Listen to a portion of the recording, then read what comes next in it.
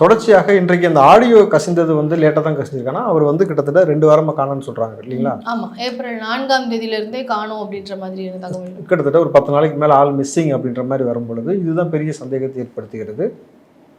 உங்களுக்கு திமுக காலங்காலமாக என்ன ஸ்ட்ராட்டஜி கையாளும்னு உங்களுக்கு தெரியும்.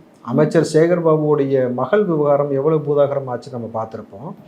சொந்த மகளே தனக்கு பாதுகாப்பு இல்லை தன் தந்தையால்னு சொல்லி புகார் அளித்ததாக இருக்கட்டும், இந்த காதல் விவகாரத்தினால தன் கணவனை கொல்ல பார்க்குறாங்கன்ற மாதிரியான பொதுவெளியில் அவங்க பேசின விஷயமா இருக்கட்டும், இன்றைக்கி அமைச்சராக இருக்கக்கூடிய சேகர் பாபு குறிப்பாக திமுகவை டார்கெட் பண்ணி அடிக்கக்கூடிய சவுக்கு சங்கர் அவர் வீட்டில் வந்து சவுக்கு எடுத்த யாரை மேஜராக படுத்தி பேசினார் ஒரு விஷயம் இருக்கு இல்லையா?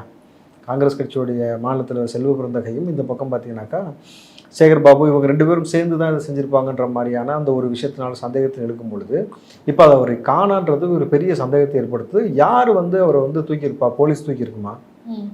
சேகர் பாபு தூக்கியிருப்பாரா? செல்வ பிறந்தகை செயலும் தூக்கியிருப்பாங்களா? அவருக்கு என்ன ஆச்சு கிட்டத்தட்ட அப்படின்னு ஒரு பெரிய சந்தேகம். ஆனால் பதிவுகள்லாம் பார்த்தீங்கன்னா இருக்காரா, முடிச்சு விட்டீங்களா அப்படின்ற மாதிரி எல்லாம் வலைதளங்களில் பதிவு போட்டாலும் பட் அரசியலில் அவ்வளோ முட்டாள்தனமாக அந்த வேலையை செய்ய மாட்டாங்க.